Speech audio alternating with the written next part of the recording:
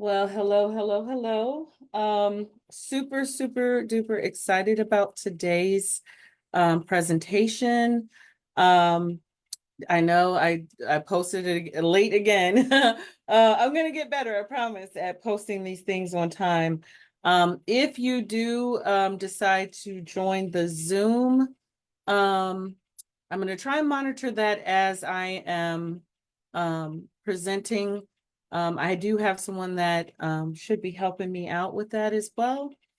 I wanted to just go over some things today that kind of just were things that were really important that I felt like I needed to share. And so business wise. And so today's presentation is about the four critical marketing systems for explosive business growth. Um, Along my journey, and with the marketing agency, what I learned was that um, there are basically four systems, four crucial systems that most people do not have in their business. It's really sad that that's the case, but that's just kind of how it is right now. And I think education is um, part of moving forward for small businesses. Um, I think this is Elena coming in right now. Hey, Elena. We're live. If you can monitor just to make sure if anybody jumps on, that you can let them in. And if there's anybody that has questions for me, I think you're muted. I did it. Hey, great. So again, this was something that I really wanted to kind of go over today, the four critical marketing systems for explosive business growth. As you see, this little diagram here kind of outlines it, and I can make this presentation available to anyone who wants it as well. So moving to our first slide. This was something that was really eye-opening for me. This is just a couple statistics about small business that I was not even aware of, but it makes sense. According to the Small Business Administration, 31% of small businesses fail within the first 2 years. 50% fail within the first 5 years, and a staggering 65.5% fail within 10 years. These are very, glim, statistics on the state of small businesses in this country. And I looked into it, and I actually got these, like I said, from the Small Business Administration, but I was watching a TED Talk on YouTube, and the lady was outlining those statistics, kind of digging deeper into why do they fail. Often it's due to a lack of practical experience. Entrepreneurs, they might have the theoretical knowledge, but lack the hands-on business skills that it takes to succeed. The other one is poor financial management. Not understanding cash flow really can sink your business. So not understanding, how much it's you're putting out as opposed to how much you're bringing in. But the one that stood out for me, and the one that I find is really, really the biggest one of all, is ineffective marketing strategies. And I mean, I see it time and time again with clients that just do not have um, the basic systems, the basic marketing systems in their business to help them, like just even as a foundation. Um, so why these marketing systems matter? About 95% of businesses lack at least two of these critical marketing systems that are really necessary for maximum growth. These aren't just quick fixes. These are foundational strategies that really lead to sustainable long-term growth.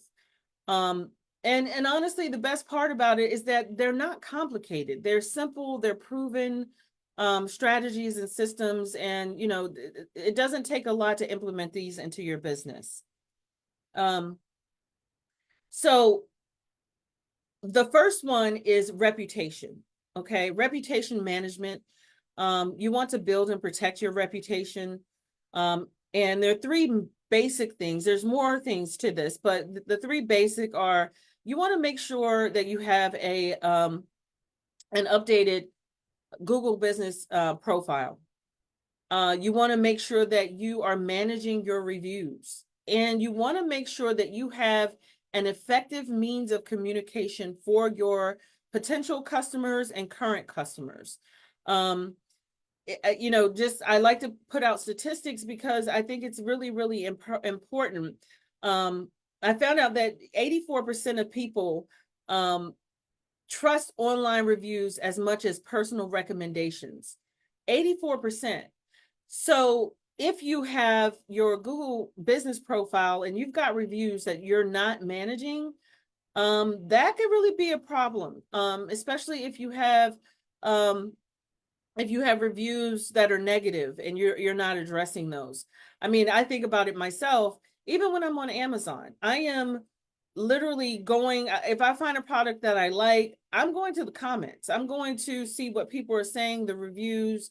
I want to know the good, bad, and ugly about a product before I even think about purchasing it.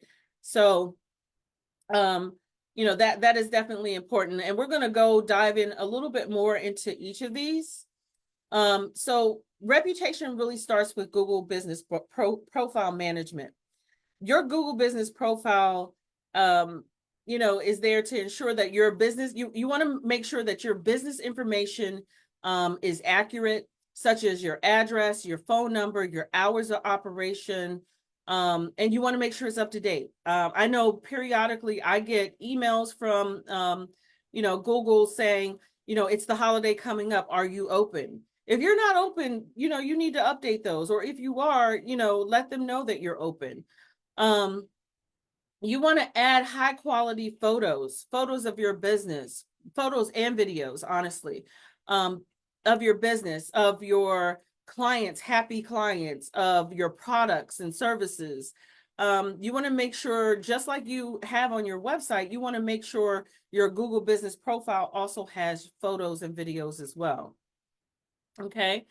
You want to make sure you're regularly updating any kind of post that you're putting out. If you're running promotions, this is a huge area that I think people miss. If you're running a promotion for your business, you need to put that on your Google business profile too, because when someone's searching for your business or searching for someone in your industry and your Google business profile comes up and you have a promotion, guess what? If you're offering 20% off and the next person isn't, they're more likely going to go with you. Okay.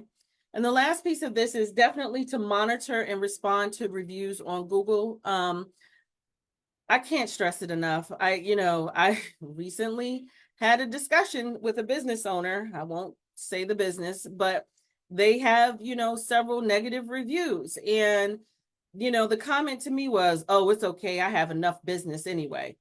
Okay, let's see how long that lasts, because people look at reviews. And if you're not providing the feedback or the service that people want, you may have a lot of people now, especially with this establishment that's had several owners. You never know what could happen. So I just think it's always just, wise to respond to your reviews. And even another thing is request reviews. If you have a service or a product, ask people to review it. Ask them to leave feedback.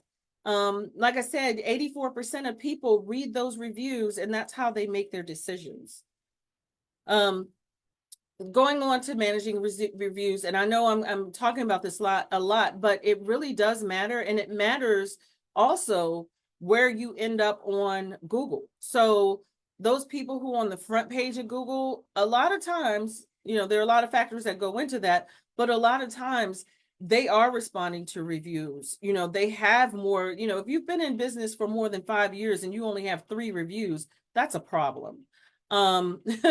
So you want to encourage people to leave positive reviews. You want to respond to all reviews promptly. You want to thank customers for their feedback. You want to address any issues raised in negative reviews. And we're going to go over some of that a little later in the presentation. Constructive responses to negative reviews actually does help. So if you're constructive in your response to a negative review, it shows potential customers that you're at least attentive to, something that happened negatively in your business and you're willing to improve it. And you want to highlight positive reviews. You want to put them on your website. You want to use them as social proof in your social media. You want to showcase those just because it's showing that, people really like your product or service. Okay. So here we go.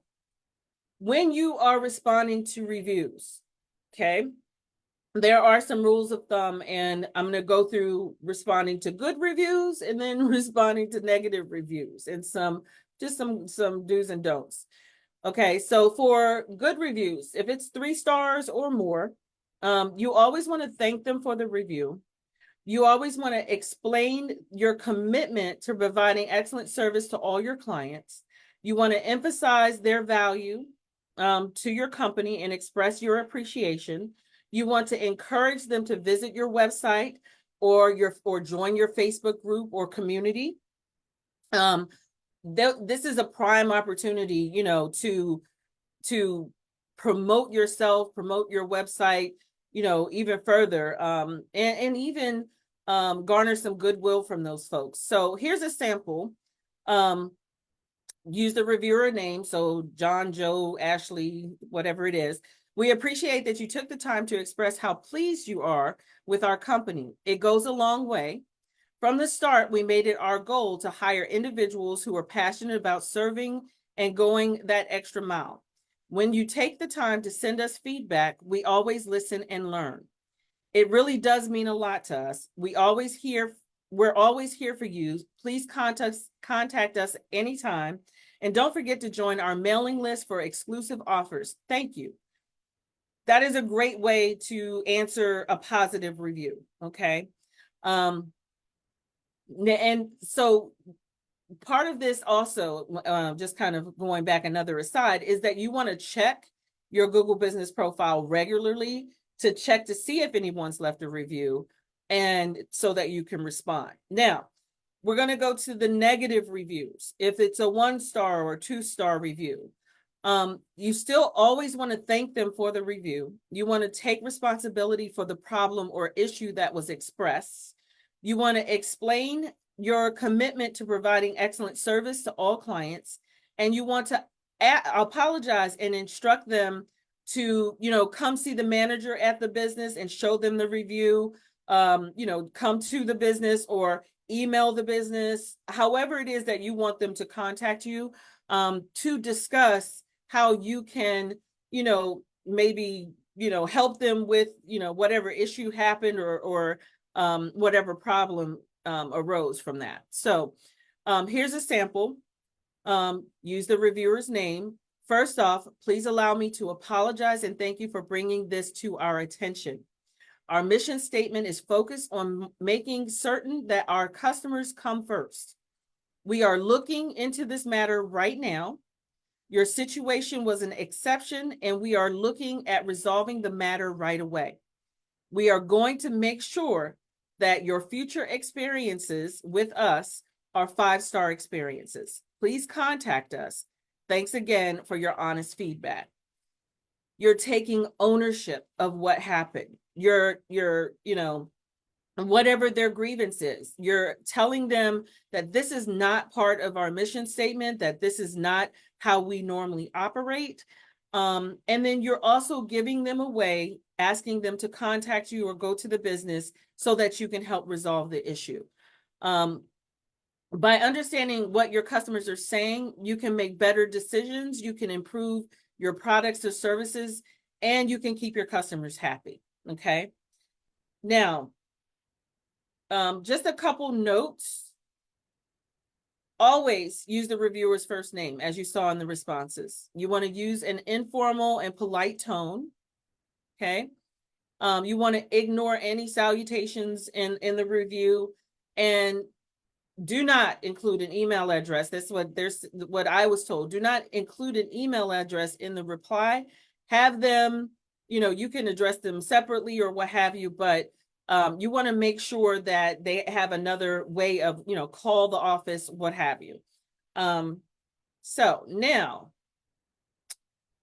this is another big one when we're talking about reputation. And this really grinds my gears, honestly. Ensuring there's a clear pathway to communication for customers. Okay. I'm just going to give you a little story. So recently I had an accident and I was calling around for body shops to repair my vehicle. And I swear I called no less than about 5 different places. No one answered. I got voicemail. I got just no one answered at all. And so what did I do? I kept calling. The next person, on my Google list was the next person I called. It was so bad. I literally had to reach out to someone I know, who knows people in that industry to actually give me a referral. And here's another aside. The person who I was referred to was the owner.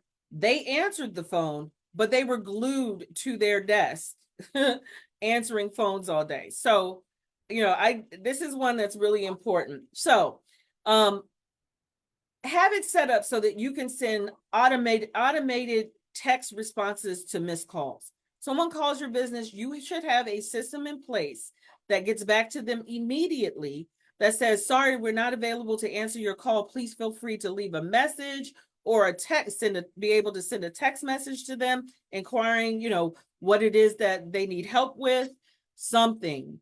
You could provide alternative ways to contact the person or to contact your business. It just enhances customer satisfaction. You're able to capture potential leads. For me, looking for somebody to help me fix my car, I was a potential lead for those businesses. And the last one, and this should actually be the first one, AI is here, y'all. You can literally put an AI receptionist, have a line or have your line forwarded to, another line that an AI receptionist answers the calls, okay, answers any questions, and provides, they could book appointments right there for you. They can direct customers to other resources. And it's all seamless and it's very, very efficient. And it does not cost a lot. An AI receptionist, think about this, because I kind of did the math. If you hired a full-time receptionist at $15 an hour, which I think is the minimum wage here in Maryland, you're looking at $600 a week times 52 weeks.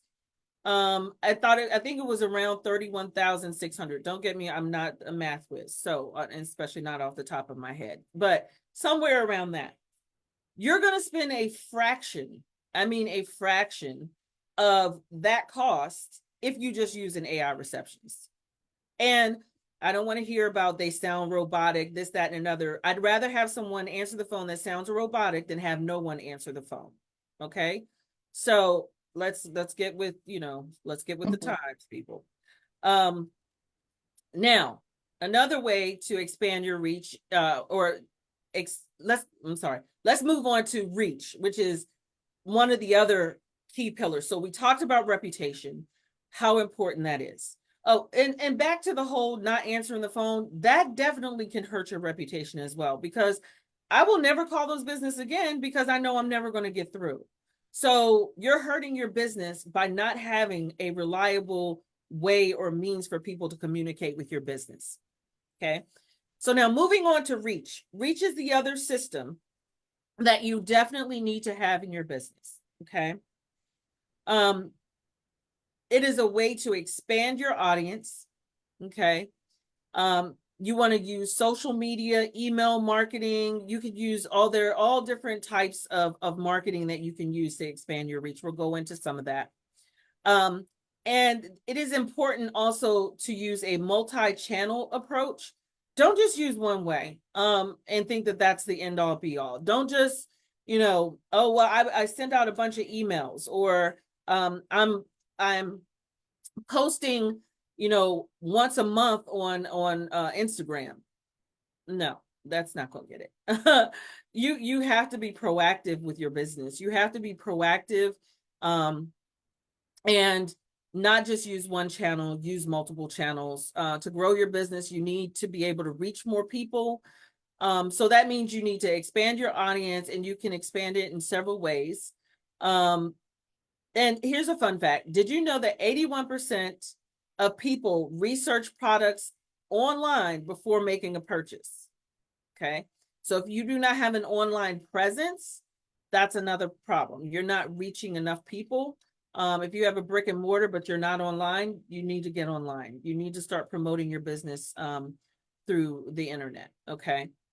And being visible on multiple platforms is definitely the key. Okay. One of the ways of doing that is definitely leveraging lead magnets. Okay. That's going to help you reach more people. They are used as valuable resources. Lead magnets can be anything from ebooks to white papers to free trials, that you basically offer these things in exchange for contact information. I know for some of you who are listening, you may know, you may not know, but I talked about building an email list on the last video.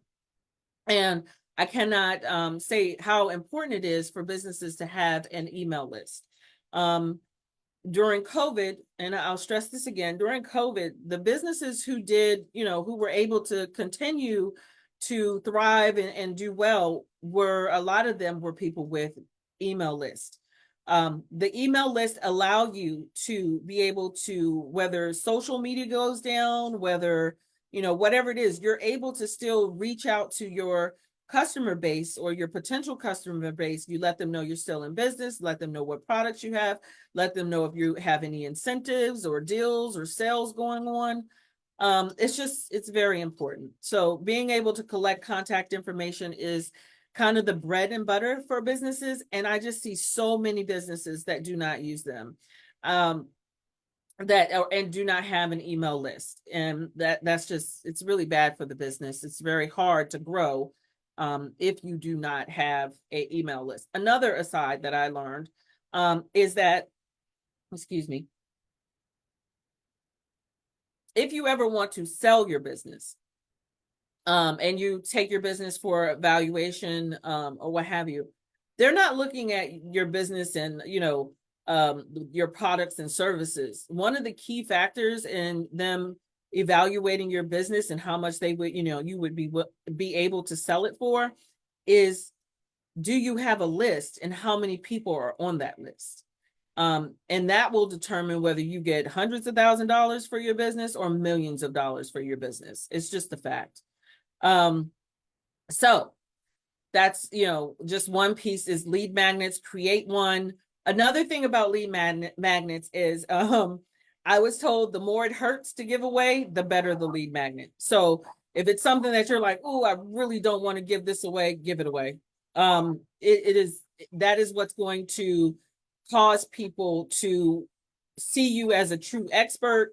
It is probably the thing that's going to make them or push them over the fence to buy your product or service. So that's just a little nugget for you.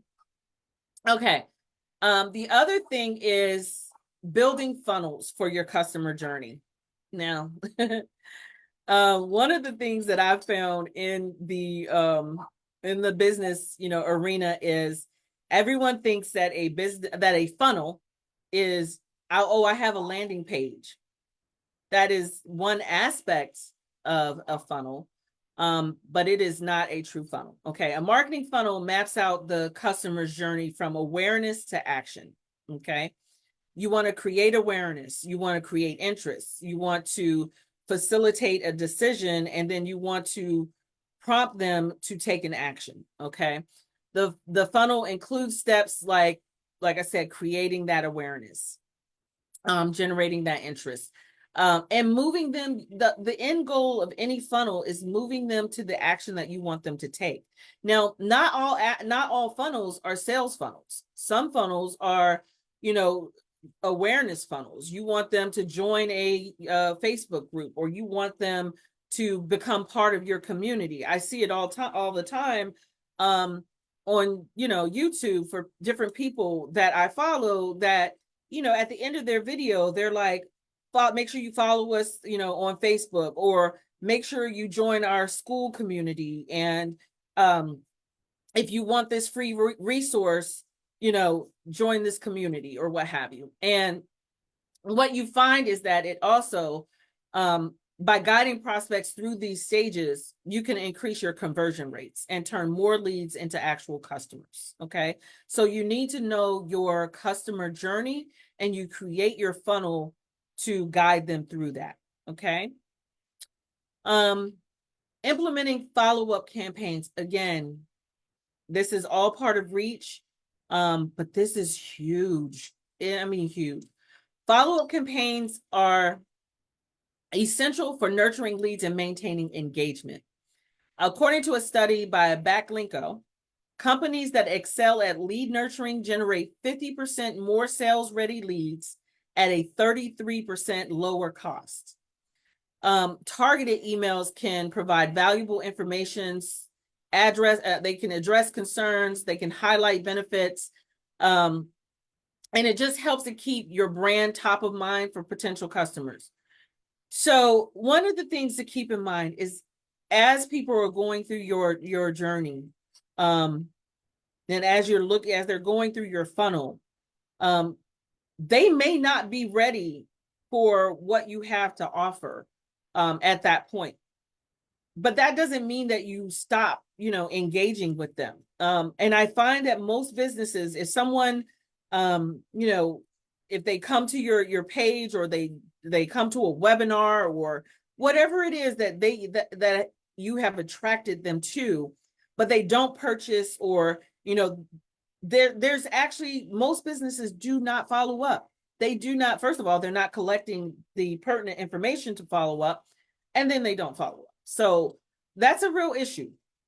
Follow-up campaigns, I would say, you know, as an insurance agent, I learned this from the pandemic. When I started using High Level, my business changed, because before that, you know, we weren't, I know I wasn't really following up as much as I should with potential clients.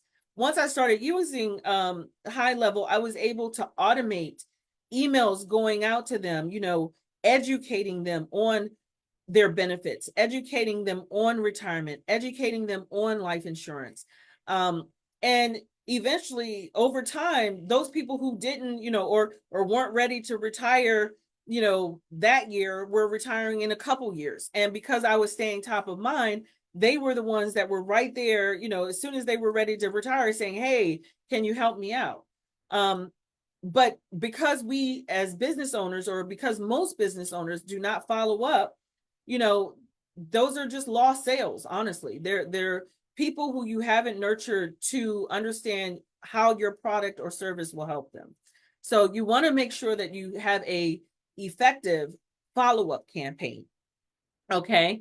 Now the next one, and this is still going out to reach. Okay.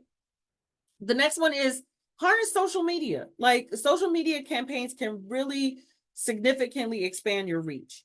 You want to create engaging content that resonates with your audience. This could be in the form of posts, videos, reels, stories. You could do live sessions.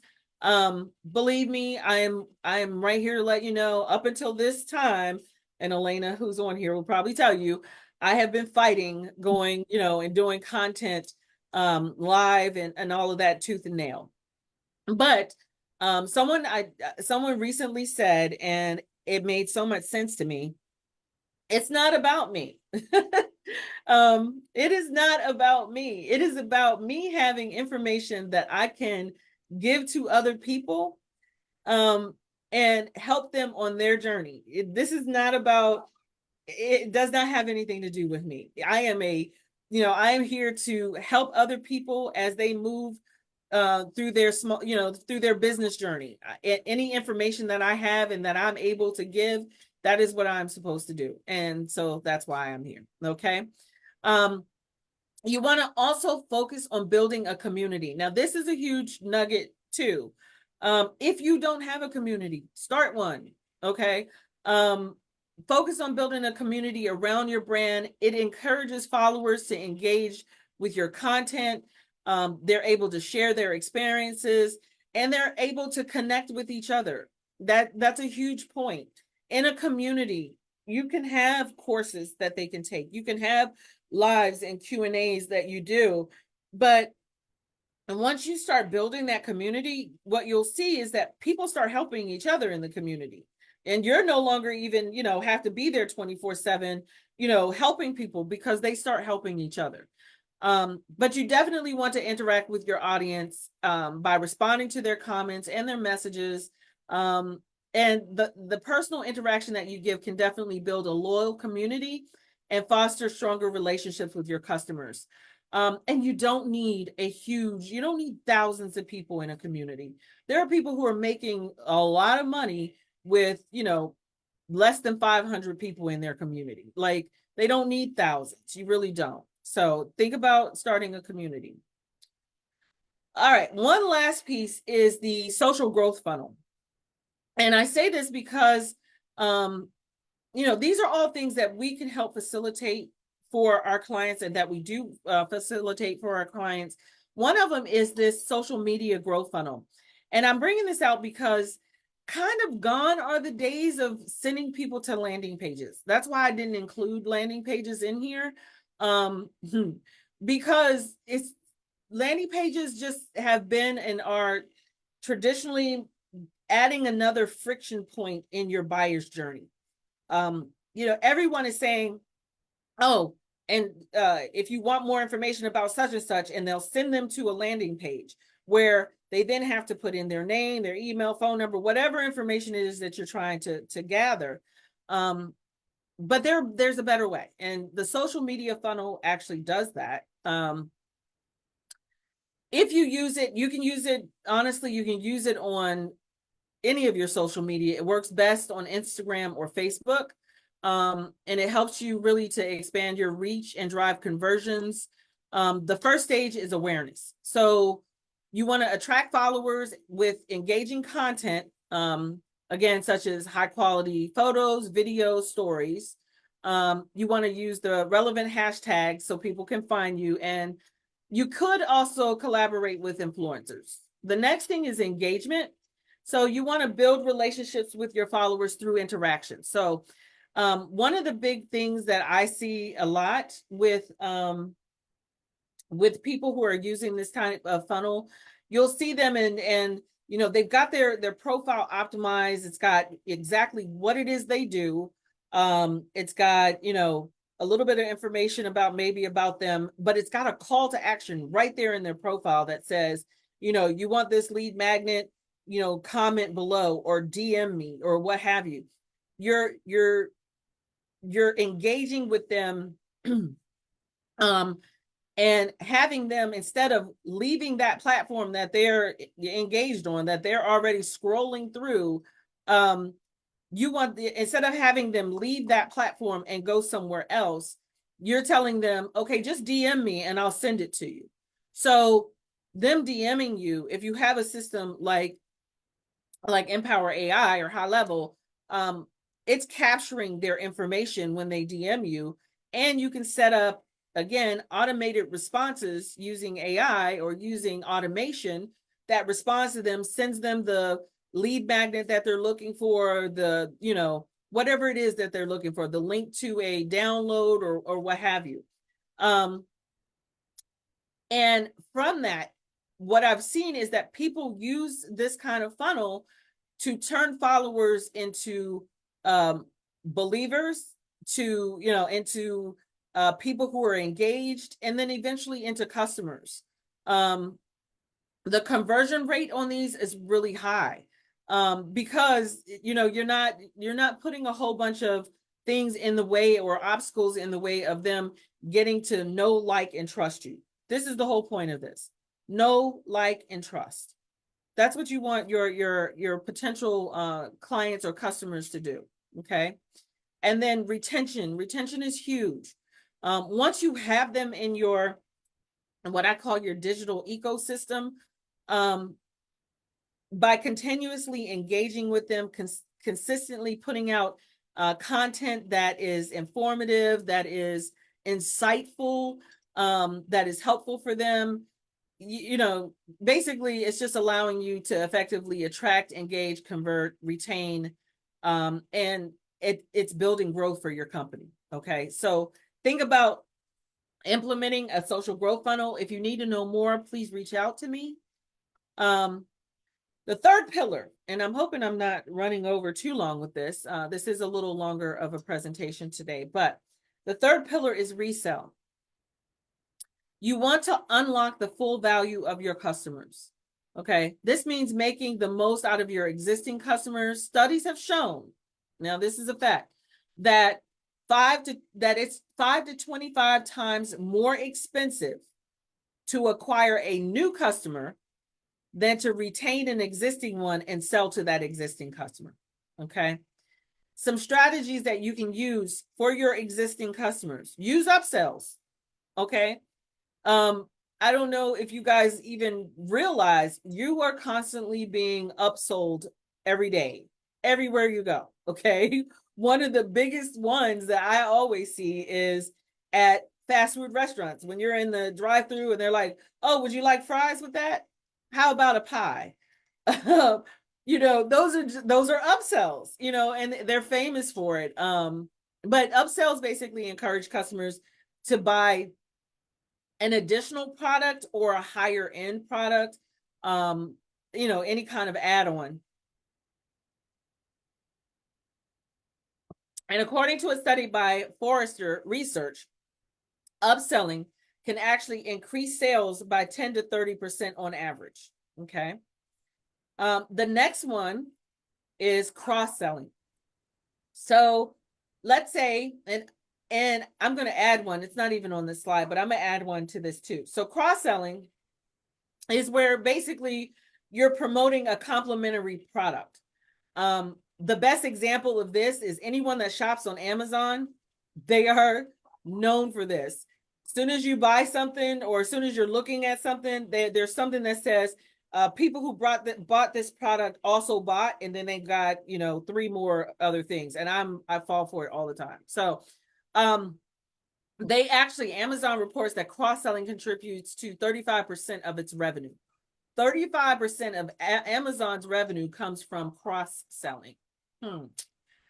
Now, the other one is repeat selling. And so that's basically just encouraging repeat purchases through like loyalty programs or special offers. Okay. For example, you can offer a loyalty card, and I know a lot of retailers are doing this. Offer a loyalty card where, you know, customers can earn points for every purchase and then redeem discounts at a later time or free items. It's just another way to help. Now, something else that I've saw in this marketing world is that, let's say, you know, you're offered an upsell and you don't necessarily want the upsell. Sometimes they'll offer you a downsell, which may be a watered down version of the upsell. So I would, and I didn't put it in the slide, I'm gonna add it. Upsells, downsells, cross sells, repeat sells. All of those are ways of extending the lifetime value of your customer. Okay. And definitely by, you know, fully using these strategies, you can increase your revenue without always having to look for new customers or clients. It's huge. Like you don't have to always, you know, be out there trying to acquire someone new. You can just sell to the people you already have. They're already there. They know, like, and trust you. So you can utilize, you know, your current client base for sales as well. Okay. Now, this is one of my favorites. And I kind of went a little in depth with this as well. There's another way you can increase the lifetime value of your clients, and that is through subscriptions. Okay. Subscriptions offer numerous benefits for businesses, and a lot of businesses haven't even thought of this yet, but it's huge. Okay. It helps with predictable revenue streams, enhance customer loyalty, and improve consumer retention or customer retention. Okay, some examples of subscriptions that you probably don't even think about. Netflix. Netflix has over 231 million subscribers worldwide, generating consistent revenue through monthly fees. Amazon Prime has over 200 million members and not only boost sales through exclusive benefits for those members, but also increase customer loyalty. I know I've been a member of Prime. I can't even count how long.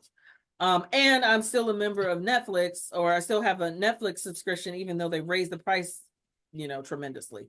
To create a successful subscription model, consider offering exclusive content or services that are not available to non-subscribers. This adds value and incentives to customers and makes them want to subscribe. Okay. If you're providing discounts and and perks such as free shipping, early access to new products, that can also make subscriptions appealing to your customers. One of the things that you need to understand, this is the model that billion-dollar corporations are built on. Okay. We're starting to see it creep in everywhere. I think even BMW has at this point started a subscription model for some of the things that you used to get for free. They now have a subscription model for them. Okay. One of the things that subscriptions do when we're talking about business and business growth, it builds a floor for your business of financial profits. If you build a subscription program, and let's say you have, let's say you end up getting 100 people, okay? 100 people that are paying, $50 a month. What is that? I told you I'm not a whiz at math. So 100 times 50. Okay. That is $5,000 that you're going to get month in and month out. You don't have to pay for, these are people that are paying for this subscription. It's a no-brainer. And you want to make your subscriptions like the electric bill, something that people will join or subscribe to that they don't think about because it's not killing them, it's not killing their profits, or killing their pockets, I should say, that they're not even thinking. I have subscriptions that I looked around and was like, I've been paying for this thing. I haven't used it in God knows when. Okay. Listen, it builds a base. Elena, were you going to say something? No, I'm just agreeing. Seriously, y'all, it builds a floor. The more people you can get on a subscription model, I promise you, it will turn into like the weight of the world just lifts off your off your business shoulders. So I can't stress it enough. What I did do, and I wanted to do, was because I didn't want to hear anybody complain about, oh, I don't know how I would implement this in my business. So I pulled out a few ideas for small businesses. Okay. Let's say you're a fitness studio. You can do monthly virtual workout classes. You could give people access to an exclusive fitness challenge. You can do personalized fitness plans. Every month they get a different fitness plan. Coffee shops. You can do monthly coffee bean subscriptions. You can do exclusive access to any new or limited edition brews. You can do discounts on in-store purchases. Okay. Pet services. I have a friend who owns a pet grooming business. Offer monthly pet grooming packages, okay? Subscriptions to pet health and wellness products. Something that businesses don't even think about. Partner with another business in your industry that's not a competitor and offer their products or services within your business at, you get it as a discount and you offer it to your clients. Right, partnerships. Create Partnerships. partnerships. And then you could also do online pet training sessions, okay? The other business, beauty salons. You could do monthly beauty in a box, with skincare and makeup samples. You could do memberships for regular treatments. So, if it's a regular treatment that people come and get every month, do a subscription. Offer it at a lower cost, but it's a monthly fee for it. They're coming to get it done anyway, but at least this way, they're on a subscription and they're not even thinking about it. It's like, okay, well, I have this, I can go in at any point and get my, my facial or whatever it is. And then, let's say you're a makeup artist, you could do, beauty tutorials or workshops. Okay. Some more, because again, I want people to start thinking outside the box. These are home services providers, plumbing services. You can have subscriptions for regular maintenance and inspection packages. You can have emergency repair subscriptions where they're not going to pay out the tooth, for an emergency repair because they've been paying monthly and you'll be there, relatively quickly to repair or service whatever their needs are. You could do access to, plumbing tips and tutorials if you have a base of people who are more of the DIY people, okay? Electricians, same kind of thing. Annual, electrical safety inspections, priority service, discounts on, new installations or upgrades, landscaping, seasonal lawn care and garden maintenance, subscriptions to plant health and pest control treatments. That's actually a huge one. The pest control, like people, they come and they basically spray the outside of your house so that, ants aren't coming in and spiders and all of that kind of stuff. That's a huge, subscription that people pay for. I know I do. Exclusive access to, landscaping design consultations, HVAC, more of the same, biannual HVAC system checkups.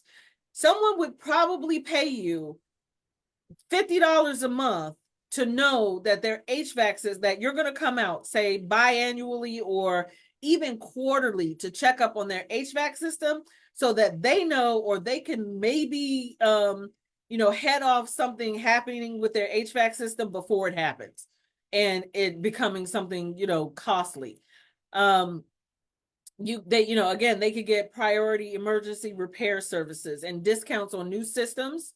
Again, partner with the, someone in your industry, provides furnaces or any kind of energy saving appliances or whatever. Partner with them and give your subscription clients a discount on those things, but because you've already partnered with them for, a discount. So there are all kinds of ways you could do subscriptions.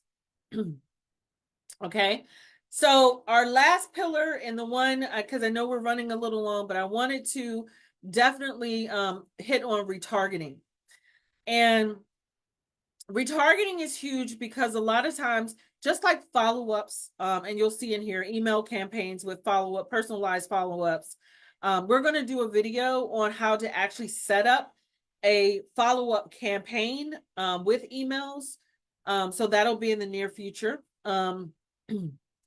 But retargeting is important because it is helping to keep them engaged.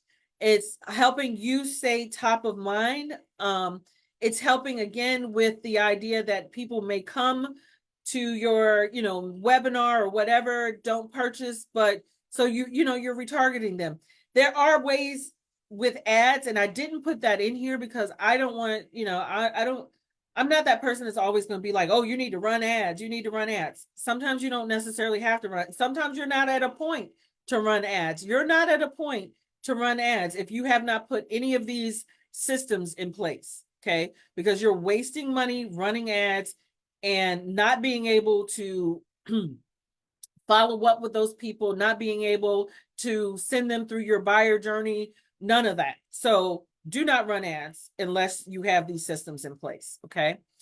Again, retargeting, social media engagement. Some of these we've already talked about, but just think about it. You want to keep them hooked. Content marketing, create valuable blog posts and articles, offer, downloadable resources, your lead magnets, direct mail.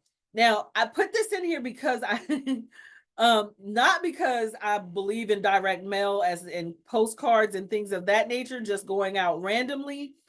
But what I have found is that it is very effective if you sell a client and you send them something. If you send them, say, a box of cookies, or you send them a gift card to Dunkin' Donuts or something of that nature, or even they do, a lot of times people really do appreciate a card saying thank you for, your purchase. How many times have you done that? Has someone actually purchased from you and you sent them a thank you for their purchase? Never. Okay. And then customer loyalty programs is another one. All right. Innovative retargeting techniques. Host webinars and live events. I don't care who you are. You can host a webinar or a live event and encourage people to come to your event. You want to invite, interested prospects. You want to invite whoever will show up to your events, because I guarantee you there is something that in your industry that most people do not. Okay. And if you know whatever it is and most people do not, that is something that, they would be willing to sit down for 30 minutes to learn. Another way is it's retargeting, but kind of in a different referral programs. So not only should you be asking for reviews and automate that process, because you can automate once a client purchases from you that, a day later you send them a request for a review. Automate it. You don't have to, stop thinking that you always have to do these things manually. Automation is here, it is our friend. Okay. Same thing with referrals. Just like you ask them for a review, maybe a week later, ask them, do they have a referral? Ask them, do they have any friends or family that would benefit from your product or service like they did? Don't be ashamed, or don't, feel any kind of way about doing it, because I'm telling you, there are businesses that live off of referrals. Give people exclusive community access. If you've built a community, another way is if you've built a community, you can also have a free community and you can have a paid community. That's another way you could do subscriptions. Your paid community would have, way more things in it that, and more advanced things in it, or information in it than your free group does. Okay. You could do personalized product recommendations. If you know your client base or your clients well enough, and a new product or feature or something comes out, you can definitely suggest them taking a look at that, new product. SMS marketing. Again, another huge area that people just do not do. You can get numbers. Okay. You don't have to use please don't use your cell phone for this. Okay. There are ways that you can do SMS marketing. You can acquire a number that you use to send out personalized text messages to your client base, to potential clients. Here's something just to think about. It's called database reactivation. It's really huge in the industry. It's something that we do for our clients. There are a lot of businesses. Think real estate agents, life insurance, solar, people who have these huge databases of people who they list, that I talked about before, of people who they've either gotten through advertising or their current clients or what have you. that they have never reached out to since that person got on that list. Okay. You can do what they call a database reactivation campaign, where you send out a text message to those people saying something really simple like, hey, are you still interested in life insurance? Hey, are you still interested in buying a home, selling a home? Hey, are you still looking to lose weight? Are you still looking to, find what do you call it? Finding a coach for your health and weight. You know, those are quick and simple. You would be amazed the number of people who, or here's one, dentist. Hey, we're running a promotion on teeth whitening. It's 50% off. Would you like a coupon? Do you know how many people would jump at those kind of things? And this is to your current database. Again, these aren't people that you're going out spending hundreds of thousands of dollars trying to acquire. These are people that are already on your list. Database reactivation. That's another nugget. All right, so we're getting down to the end. I wanted to throw this in here when we're talking about retargeting. Okay. Optimize your website for conversions. Okay. I'm going to say this because I love you guys, and I swear I have been through my friends list, the people who I know who have businesses, and some of you guys have websites that you created back in 1990 something. Okay. Update your website, please. I cannot. You need to catch up with the times. Please, for the love of Christ, all things holy, update your website. Please at least bring it in, this century, please. Okay. I'm not gonna tell you, I saw someone's website and I was horrified. But another thing I want to say also is please make sure you have a website. If you are in 2024 and you have a business and you do not have a website, how are people supposed to know, like, or trust you? That is true. All right, so I'm gonna leave that right there. Okay, so you want to ensure that your site is mobile friendly. With more people browsing on their telephones, we constantly have this thing right here, in our hands, and that's what most people are using to browse the internet. Please make sure that your website is mobile friendly. You want to make sure it's a responsive design that adapts to different screen sizes, easy to navigate on mobile devices. If you do not have a mobile friendly website, reach out again. The next is you want to focus on loading times. You want to make sure that your website is loading fast, that you don't want someone sitting there while a picture is slowly, downloading. I've seen that as well. And studies show that 40% of users will abandon a site if it takes longer than 3 seconds. 3 seconds to load. That is the world we live in, ladies and gentlemen. Okay. Trigger finger. I'm guilty. Okay. Yeah, I don't wait. I'm like, if you don't care about your website and your presence, I don't care about it either. So sorry. Not sorry. Have a clear call to action. This is vital. It's one thing to have a website. It's another to have a website that helps you pull in prospects and leads. You need a call to action. Okay, it should be visible. I should not have to go searching for the contact us page. You should have something right there on the front of your page that says, with either for a lead magnet that says, give me your information here, or get a quote, or speak to a representative, or book an appointment, something, a call to action on your website visibly, and I shouldn't have to go hunting for it, even if it's on the first page. Okay. Integrate a chat widget. Okay, this is the last video I did, talked about chat widgets and especially live chat widgets. Again, these are options. AI is here, folks. It's not going anywhere. I know a lot of you, okay. Embrace it because it's not going anywhere. Okay. Oh, please. Yeah. Sorry, not sorry. And if you're a business owner and you're not embracing these things, you're going to be behind. Okay. Literally from the time Chat GPT dropped, which was what, December of or November, sometime late Mhm.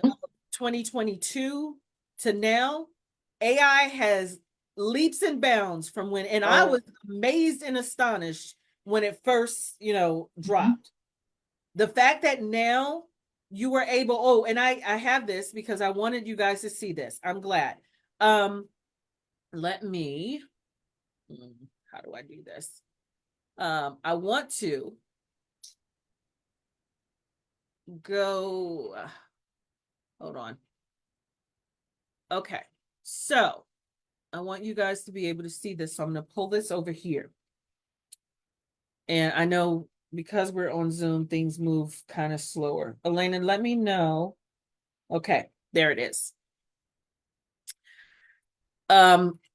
I know people have all of these things that they want to say about the AI voices and having an AI experience or what have you. So this goes back to a couple points. I'm showing this for a couple of reasons. A, this is one of our lead magnets, Elena and I, for Empower AI. It is a way for us to promote our voice AI. So I can leave this link so you guys can play with it or what have you if you want to. So you could see what a AI voice receptionist would sound like for your company, and AI, customer service would sound, for your company. And, just so you can get an idea. And I promise you, as good as I think these are right now, they're only going to get better. So I wanted, and I don't know, Elena, I'm not sure if this will work, but what I've done is I've set this up so that, and I might just jump into Vappy, but I've set it up so that you can put your information in here. You want to put the name of your business. You want to put the industry type.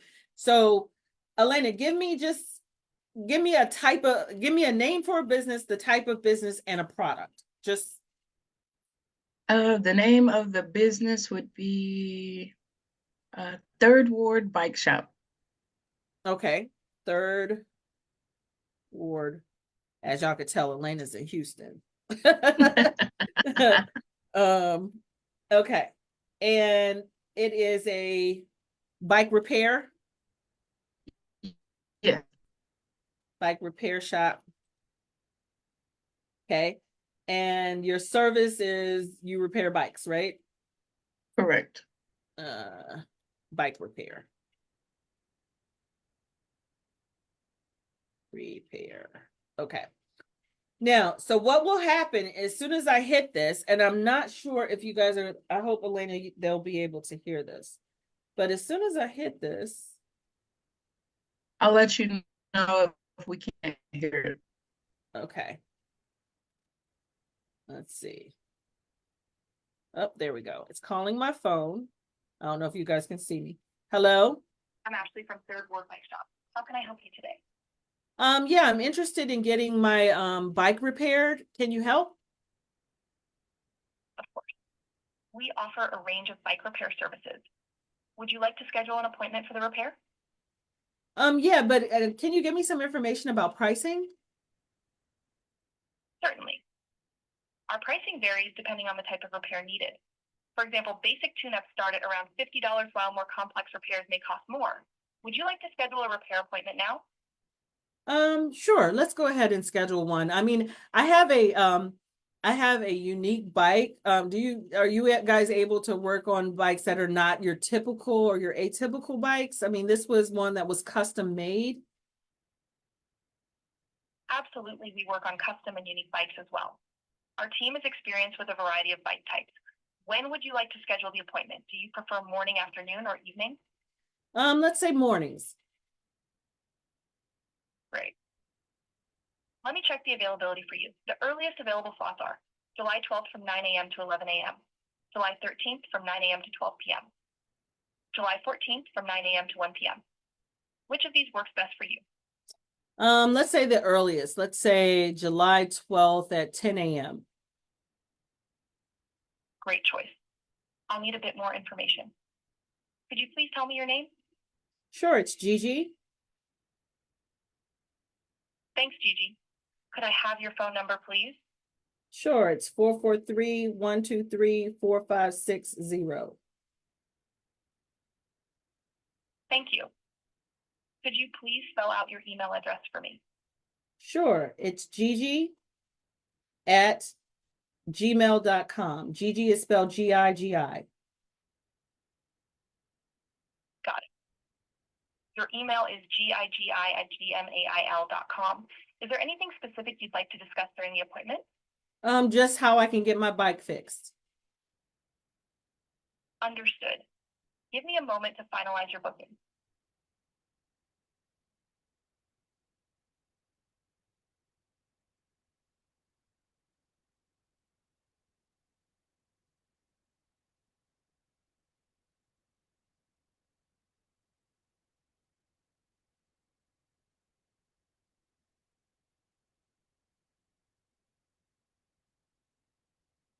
Okay, so this doesn't go on, but it will automatically book that appointment right onto my calendar. And I don't know about you guys, but that didn't sound too robotic to me. And it responded to all of those questions that I have. And I didn't put one thing in about the business other than the industry, the name of the business, the industry type, and the service. So if you guys are still sleeping on AI, I don't know what to tell you. So The one thing that I like about that AI is that the voice, it speaks slowly. Some AI is really slow, and you have the pause in there that makes it on. absolutely. I mean, but that just goes back to the whole idea that honestly, AI is moving so fast and it is getting so good. Yes, it is kind of scary, and I know people are, oh, it's taking people's jobs and this, that, and another. I mean, if you want to harp on that, if you want that to be your reality and that's where you want to dwell, then, I can't do anything for you. For me, I look at it as a tool. It has now, and not to go on a whole tangent, but it has evened the playing field for small businesses. They are now able to compete, without the huge cost that other larger businesses have. So we'll discuss that at a later date, but it's here. Embrace it. And so I just wanted to, last thing on websites, just having a website is not enough. If you just have a website and it's doing nothing, it's not, if you don't have a chat widget to get leads, if you're not utilizing it, you don't have lead forms on there, you're not doing lead magnets, if you're not, you're missing the point. Okay, your website should help you because there's increased competition. You want to stand out with a strong online presence. You want to continuously innovate and attract to retain customers. Users' expectations are different now. You want to have a seamless, engaging user experience. You want your site to be fast, responsive, mobile friendly. You want it to be SEO, search engine optimized, so that it can be, it's optimized for search engines when people are searching for whatever your industry or whatever your product is, that it can easily be found. And you want to track and analyze user behavior on your site. If you go back again to the video before this, you'll see I was able to pull up a site where I could put in websites and I could see different things about their website. I could see the amount of traffic they were getting, the unique visitors, all that kind of information. You want to know that about your site. If people are coming to your site and you're not, you're like, oh, my site isn't doing anything, it's just a glorified, billboard. That's because you're not doing what you need to do. You don't have it set up correctly. So definitely, let's get on that. And let's bring your site into 2024. So to bring it all together, again, integrating all 4 marketing systems: reputation, resell, reach, retargeting, can drive significant growth for your business. Each system plays a crucial role. Reputation builds trust. Resell maximizes customer value. Reach expands your audience. Retargeting keeps prospects engaged. Continuous improvement is essential. Regularly updating and optimizing your strategies and your systems to stay ahead of the competition is imperative. You want to measure and adjust, stay measuring and adjusting, okay? You want to create a holistic digital presence that is vital for your business. Get online, start posting, and not once every month. You want to post. I don't want to be one of those people that says post every day, because I know how hard it is. Believe me, I tried it. It lasted about a month. But if you can, try to post as much as possible.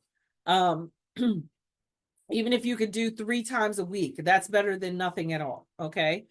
And again, always be ready to adapt and innovate. Okay. The digital landscape is consistently evolving. So being responsive to change and changing customer needs is crucial for your business. Okay. Last thing, remember, marketing is an ongoing process. So keep measuring, keep adjusting, keep innovating, so you can stay ahead and you can achieve long-term success. Elena, did you want to add anything?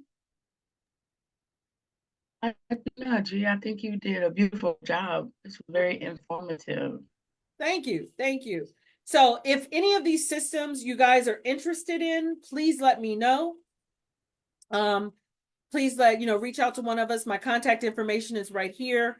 You can always reach out and let us know if something, or if you have questions, or if you have comments, please feel free to leave them in the comment section, or again, reach out. If all is good, I will see you guys next time.